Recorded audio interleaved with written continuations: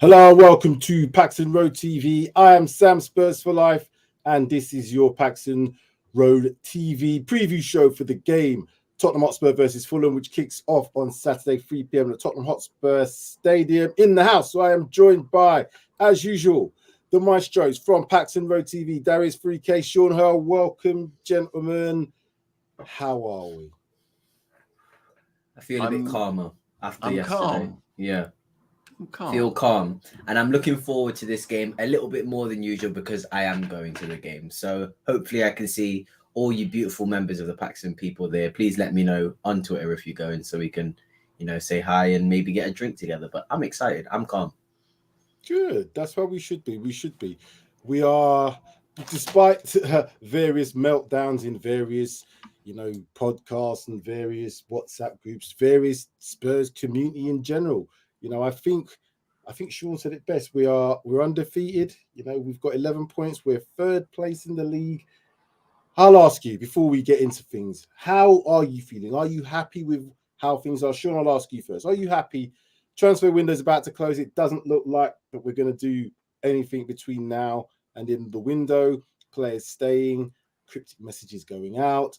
Are you happy with how things are at the moment, Sean? I can't say that I'm happy with watching us play.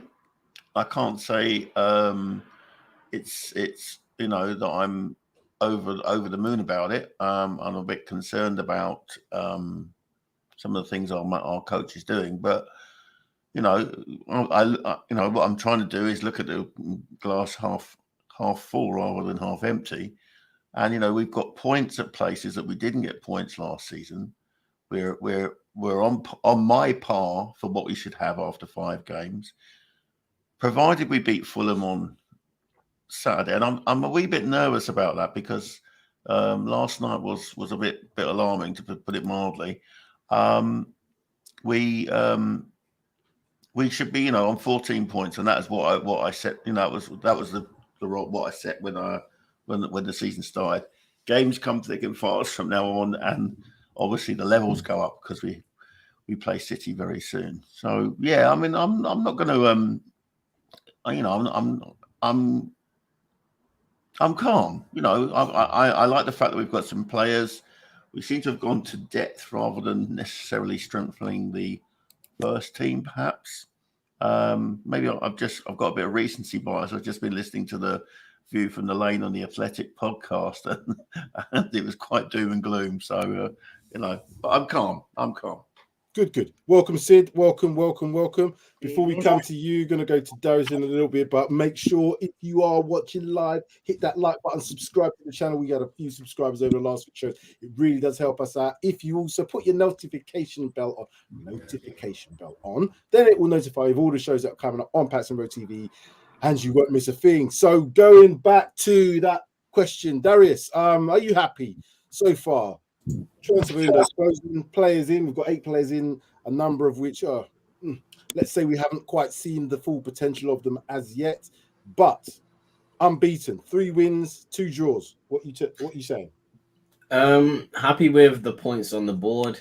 Not 100% happy with performances. However, I sort of understand, looking at individually the games, why the performances are how they are, and if you actually, it's not being undermining, but if you understand how Conte plays football, we aren't going to be that high intensity pressing team who dominate and suffocate teams. That's not going to happen. So if that's what you're expecting, you're not going to get that at all, and it's just going to be disappointment for you until potentially a trophy. So I'm happy with the points on the board. In terms of the transfers, if you would have asked me maybe 2 weeks ago, before we had a bit of a mass exodus of players, I maybe would have rated this window an 8, because even if those players aren't in the plans, at least they're still there for backup.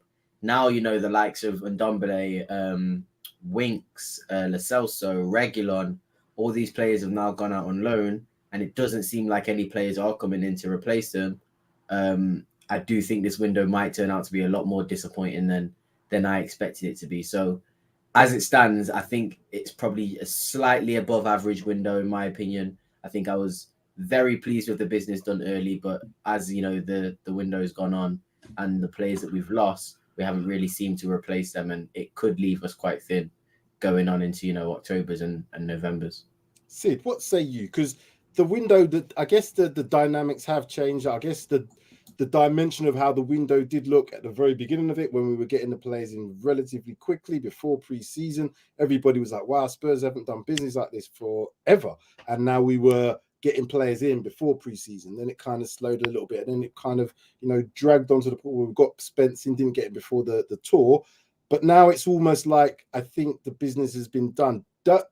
Again, are you happy with the state of things as they are in terms of how we're progressing in the league, also with the transfers, and also with Conte and some of the decisions that he's making in the game? Because he was quite critical of the performance against West Ham, which I think, looking at it more and more, we can do that, and we should do that. We want the best for our team. So how are you feeling at the present time? You know what? The table never lies, as the saying goes. We're unbeaten, 1 off 3, drawn 2. So you can't grumble with that. Not conceded a lot of goals. But I agree what Darius Sean was saying in terms of performances. I think it's not bowled us over, has it? The performances haven't, like, we've on the edge of our seat and saying, yes, you know what, wicked performances every game, blah blah blah. It's not. You know, there's still a lot of cracks that need ironing over, as they say. But you know what? We can't grumble at the end of the day. There's teams in worse positions than us. There's teams that haven't won a game. So, you know, I think we've got to trust in Conte. We've got to trust the process, see what he's up to. And I'm not saying nothing about transfers until tomorrow evening show, when it's actually done and dusted. And I will give you my full opinion on the whole transfer ins and outs and what I feel and what my opinions are. But at the moment, I'm not too worried, but I'm worried about the players that we've bought who are not getting the game time. Sam, I like this comment here, you know, that you've brought up, because I think, and it sort of may even make my opinion of this window a little bit worse, because 8 players out on loan with no obligation to buy means that they are coming back next summer. And in my opinion, if you were going to bring in players on loan or sign players, then that would make sense, because you're already planning ahead and you need them like off the wage bill, off the homegrown, you know, number.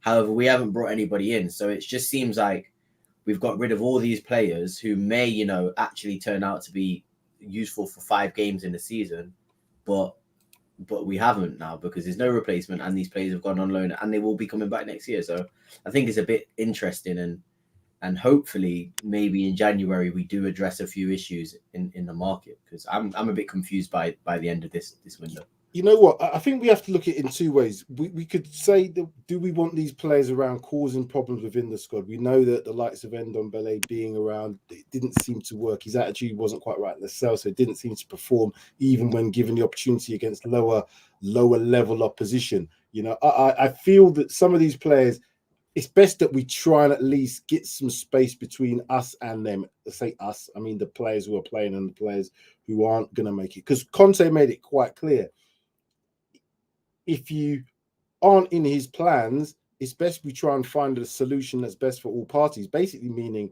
find another club. And if we can't sell these players, we have to loan them out. We have to. There's no other choice, because you can't see these players playing in any under 23s. You know, you want to think that some of these players do want to have an opportunity to play in the World Cup, so they will be playing for a place. So it made sense that this was the opportunity. I agree with you.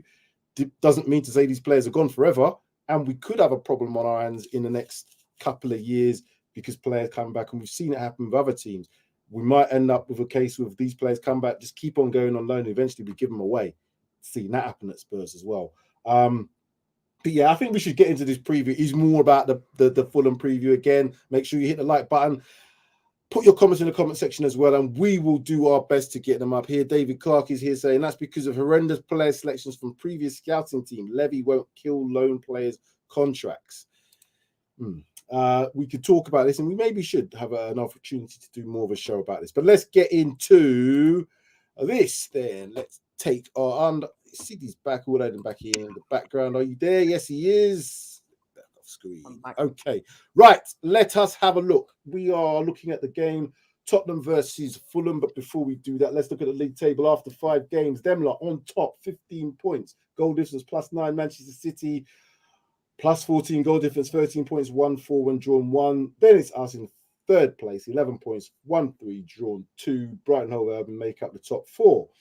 Obviously, Manchester United play later tonight. They're on currently 6 points. They could then get up into 5th place. So the top 6 potentially is looking like it could get to what we expected it to be. Chelsea aren't there or thereabouts, but again, there's more than 6 teams in this fight for top 6, top 4, whatever you want to call it. Looking at the league table again, goals we scored, we seem to have scored 10. It's not too bad. You can see that obviously Manchester City, with the amount of goals they've scored, 19, but we're not in a bad position. Liverpool scored 9 the other day. That's why they got 15. Goals against, pretty damn decent. Only conceded 4. Brighton have conceded 3, and are the best.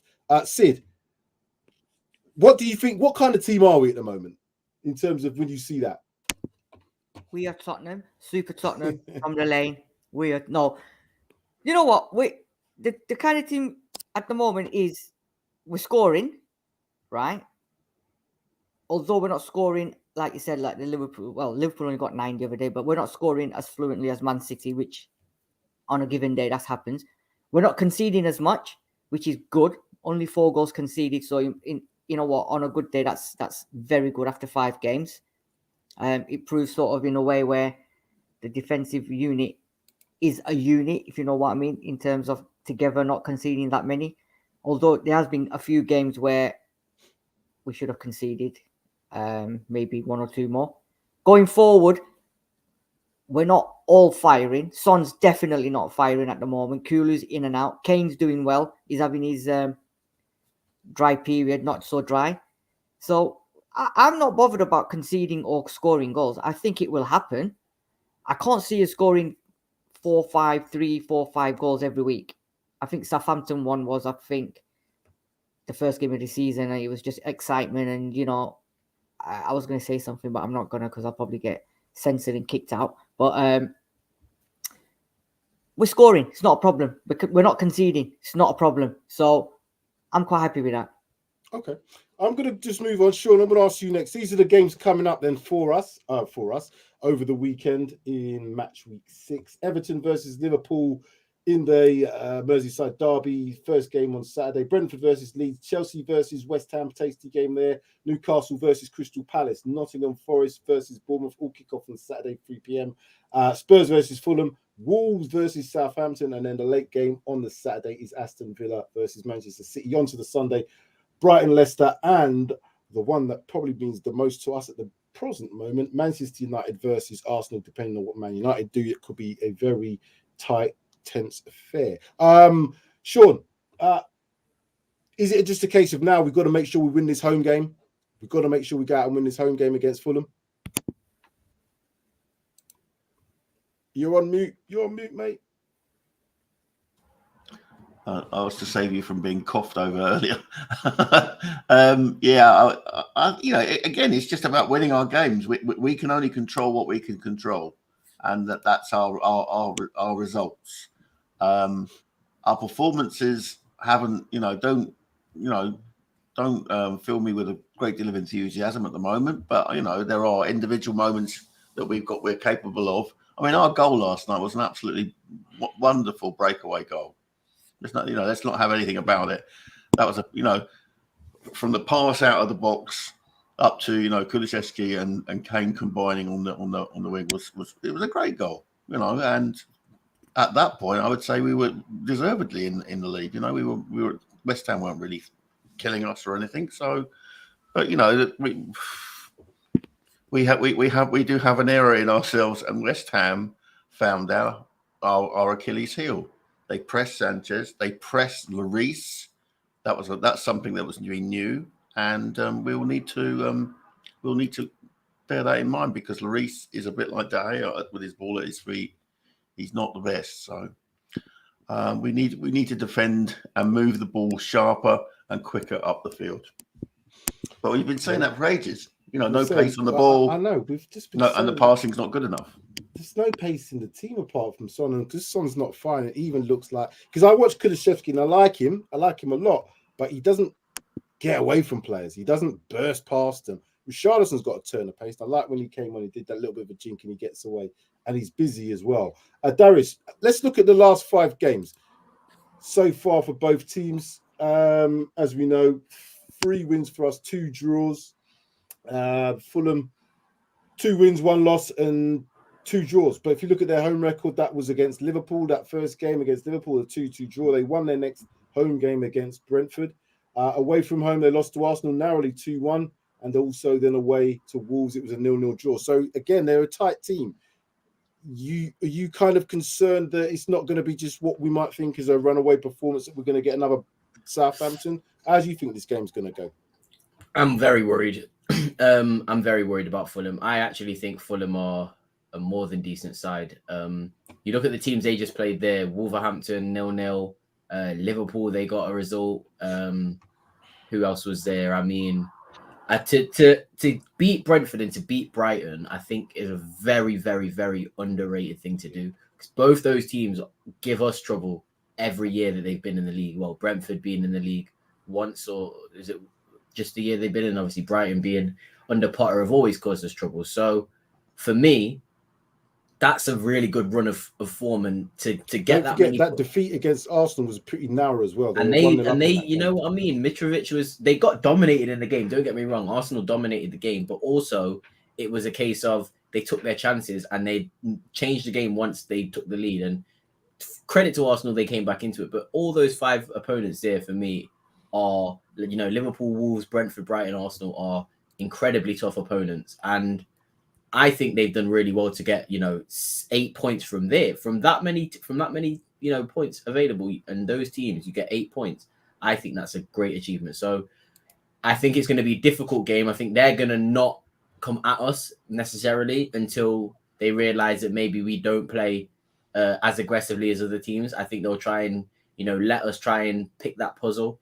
However, I will always have the fear of Mitrovic on the left hand or up front, but I think he was going to play on that left flank. I think he's going to try and put pressure on Sanchez, you know, fill out that little half space just on the left hand side of the box, and really, you know, put that pressure on Sanchez. Whether Romero's back will be a big thing for us, because obviously if Romero's playing, I think he will enjoy that battle with Mitrovic, as will Sanchez, but I just think Sanchez won't win the battle. So I'm not expecting an easy game. I'm expecting Mitrovic. I hope, like you said, I hope you've got your slide of players to watch, and I hope that Mitrovic is that player to watch, because he is really threatening player. They've got a decent team around him as well, to be fair. But yeah, Mitrovic is a big threat, and Fulham have done really well at the start of the season. Do you think Mitrovic has sort of emerged sort of under the radar a bit, because he wasn't so good when he was in the Premier League last time? I think he wasn't good in terms of his goal output, but I think in terms of performances, he always was a menace. Just that sort of player.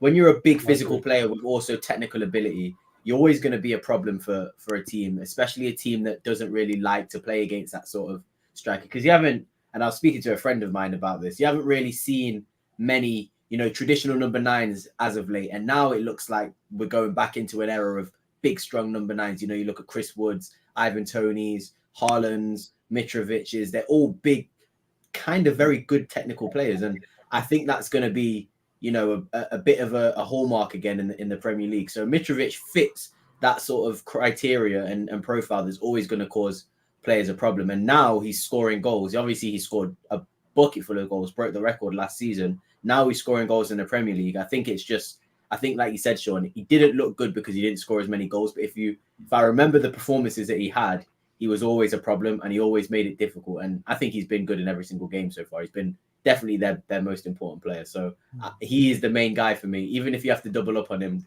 this game, I would show Mitrovic that respect, in my opinion. I'm going to go back to the record again. Let's look at this. Sid, I'm going to come to you. This is what we've done so far. If you look at it, we've actually played 3 away games. You know, one, I know to Forest, just an up-and-coming team. But the other 2, Chelsea, West Ham, I know we've touched on it before.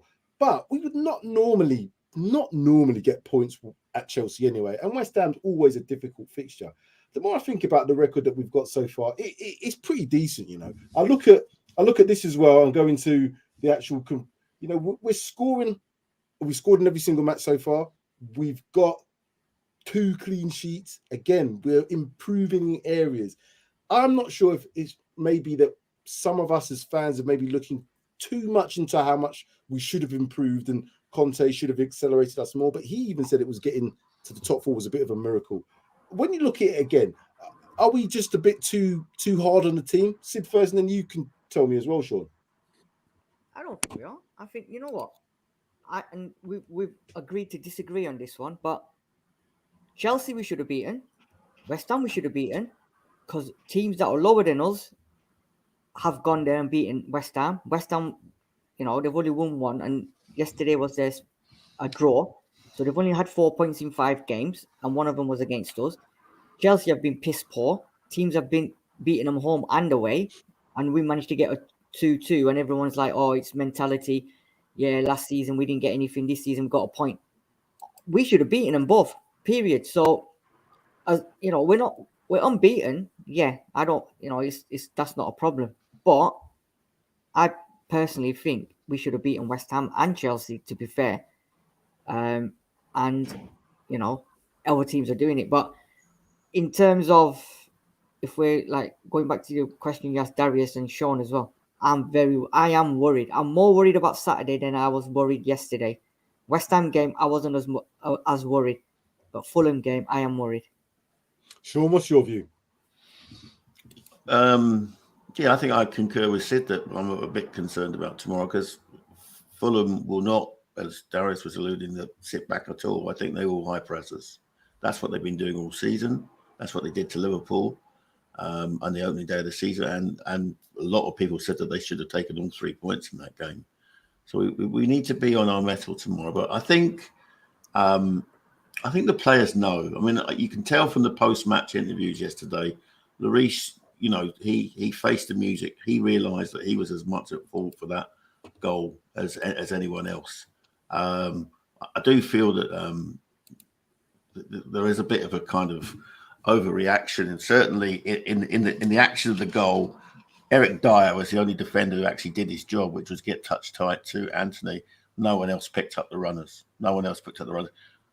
Perisic, who we were all lauding, had his back to the ball when the throw-in was taken. So that's not good. That's not good from a player of his experience. We need to be on our. I'm not forecasting an easy day, but I feel Conte will have given them a wee rocket today. You know, they would have gone through that video, and it would, you know, he would have pointed out all the horror things with them. And I think we've got enough to win the game. Narrow, but we're. Yeah, I don't think you'll see them switch off like that again. That's one thing. When that happens, they'll do it once. They'll always be on it now. I don't think that we'll see that again. But, you know, mistakes will still happen. Darius, you were going to say something? I was just going to say it's interesting hearing Sean, you know, mention about how he thinks that Fulham will press high. And I do, now I think about it, they have done that every single game and it's pretty much worked out for them. So I do expect them to do that. I actually think that might work out in our favour. And the reason I say, and again, going back to what Sid said earlier on about, seems like some games, you know, maybe that Southampton game was an anomaly, should I get my words out. Southampton play a very high pressing game as well. So do Fulham, so do City, so do Arsenal. I feel like these teams are going to be the teams that we do well against. And it will be very much based on how the other team performs, how we perform, because we're not going to change the way we play. And it's specifically set up to do well against most tactics, if not all tactics, but to really excel against teams that press high and want to, you know, try and press us, because we have to break that. Like you said, the first goal that we scored, or the goal that we scored against West Ham, was exactly what I expect from Conte team. One touch, in and out, and you get past that press. So if that happens on a regular basis against Fulham on the weekend, I think we could go and score 4 goals. But I don't know, you know what I mean? It's whether players perform, it's whether players turn up, and the defense, as good as they are, I always seem to, I don't know what it is. As much as Sanchez has got great records, 9 hours, no goals, whatever it is you want to say, I still always feel a bit nervous, and I don't know what that is. So hopefully, like I said, that will just go away. Hopefully that will go away, but I still feel nervous. Sanchez is getting a pass from me at the moment. I think he's been definitely one of the better defenders. He gets put under pressure. Yeah, we know his weaknesses. I know he's not comfortable on the ball for a player that's come through the Ajax. I'm not sure why he's not so comfortable, but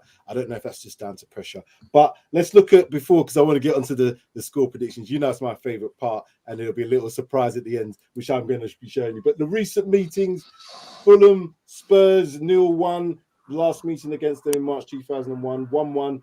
Spurs versus Fulham in January 2021, and Fulham 1, Spurs 2, January 2019.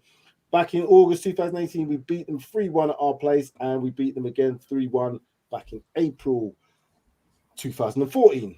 Head-to-head, total wins for us, 16. We've played 30 times. They've won 7.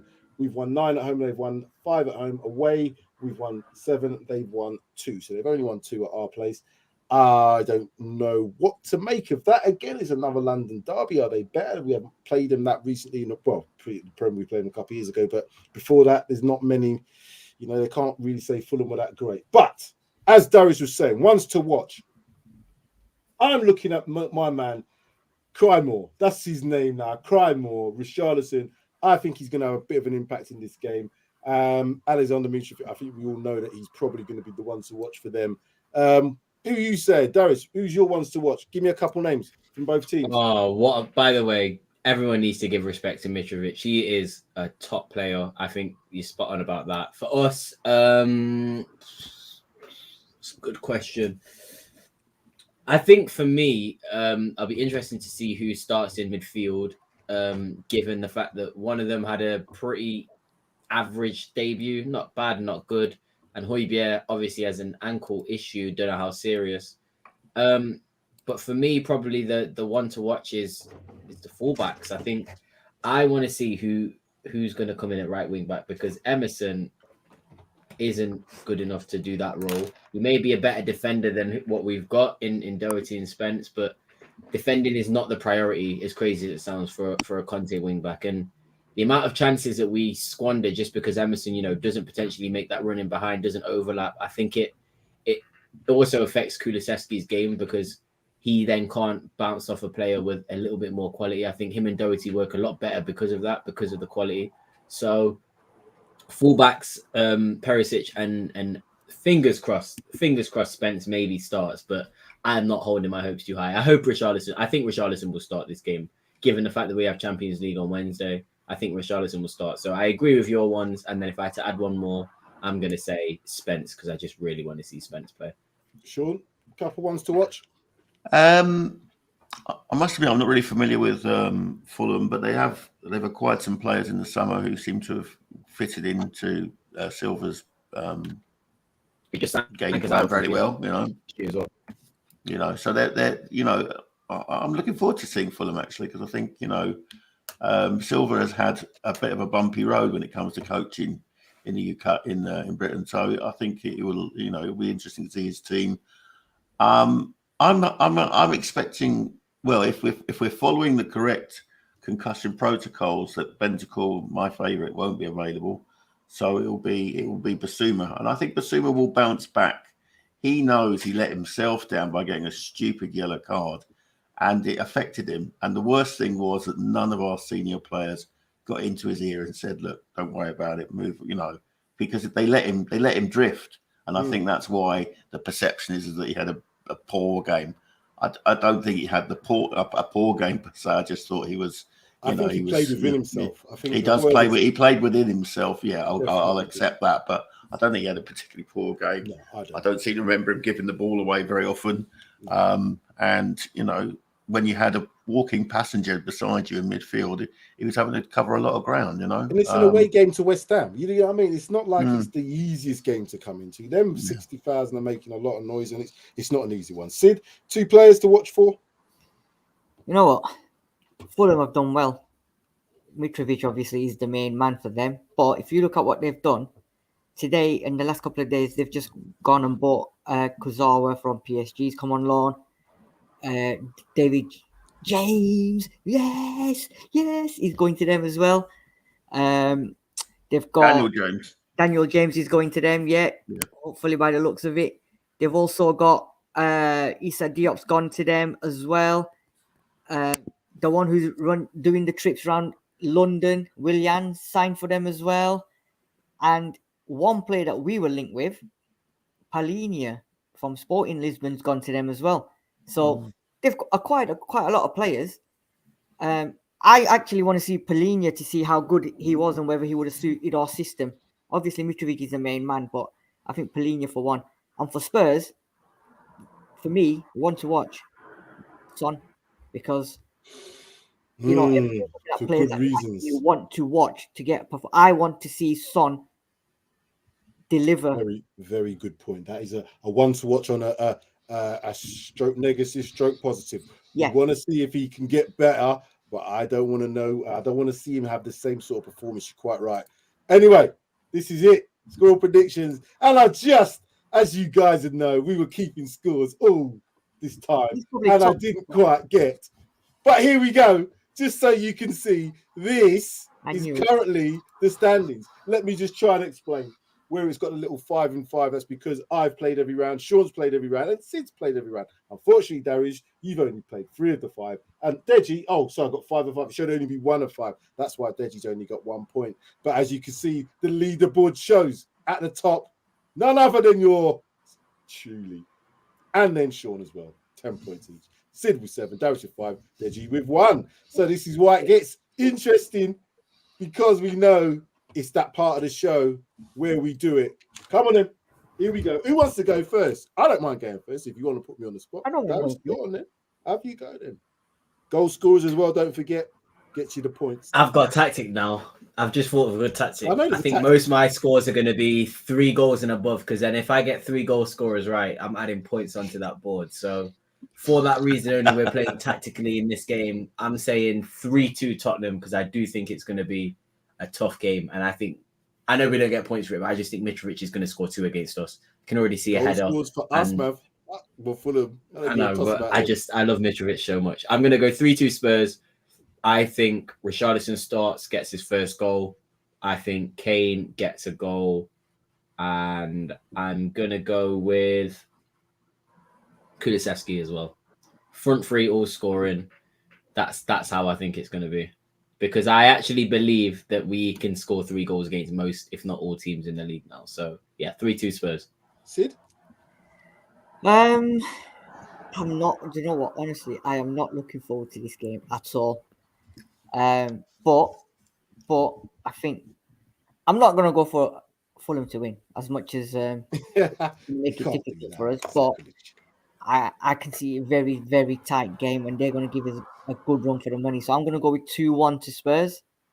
Yep. I was going to go 3-1, but I just can't see us scoring 3 goals. The last couple of performances, man, I can't see us scoring more than 2. I can't even see us scoring 2, but I'm going 2-1 to Spurs, and Kane will score 1. And do you know what? I'm going to say it, but Son to get the other one.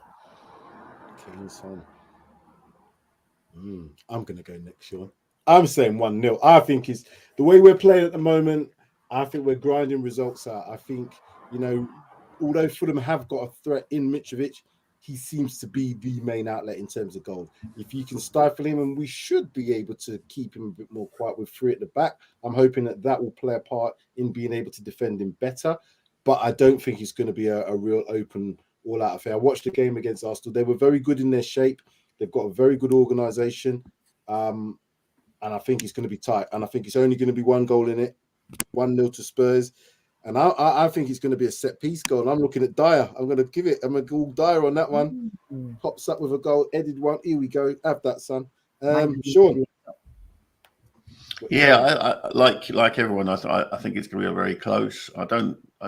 However, unlike Darius, see us scoring 3 goals on Saturday. So I'm going to go 2-1, like Sid. But I think I'm going to go for Kane. And I think Ben Davies is going to be the one who's going to come up and take a goal, score a goal. Yeah. Guys, do you know what?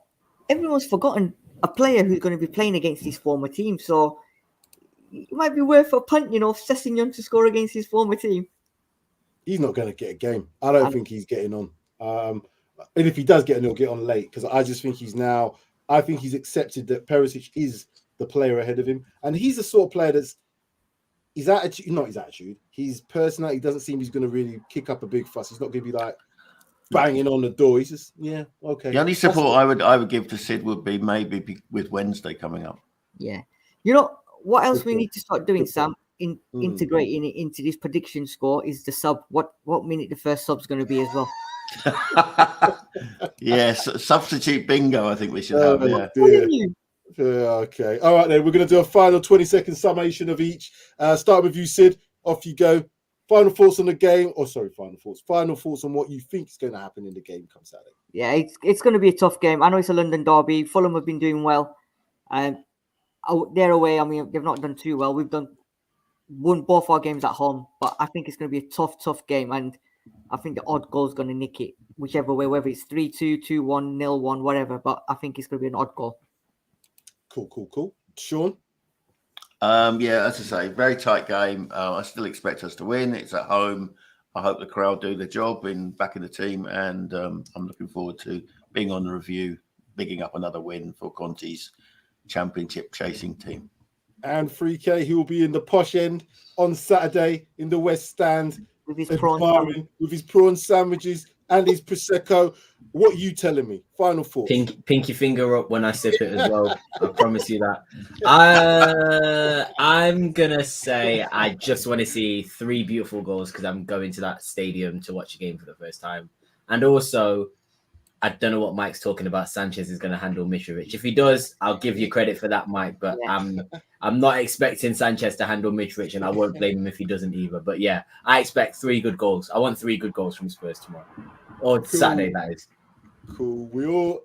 I think as a minimum, I expect us to win. I'd love the performance to be of a high caliber. I just think it might just be the fact that now the window's closing, everything's settled down. We know players have gone. We know players ain't coming in. Everybody's going to get a little bit more settled.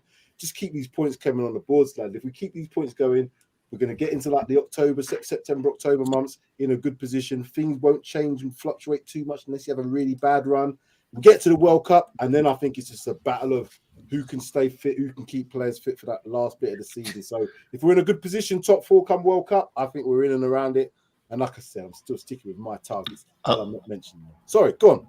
I was just going to say that I love audio artisans. The Josh Onema derby, apart from the fact I think they've just punted Josh Onema on. I think they have, haven't they? Yeah. Yeah, I think he's left today, so cool. It's not today. Right. Let's do this. Let's watch Man United game. So make sure you hit that like button. Also subscribe to the channel. We are pushing on, getting to that 2,000 mark. We want to try and get there as soon as possible. We can't do it without your help. So make sure you hit the subscribe button, notification bell. Let's get as many likes as possible. Let's get over 100 likes for this stream. So make sure if you're watching it, whenever you're watching it, just hit that like button for us. That would be brilliant. Gentlemen, that's it. Darius, enjoy the game. Sean, enjoy. Sid, tomorrow we're on. Don't forget. Yeah, go on then. Once we've not signed anyone tonight and everybody wants to have a meltdown tomorrow, Sid says tomorrow at 7:30, where myself and Sam will be going through all the ins and the outs, and we want everyone's reaction to what we've got, how they've embedded into the team, who do you want to see playing more, and come and have.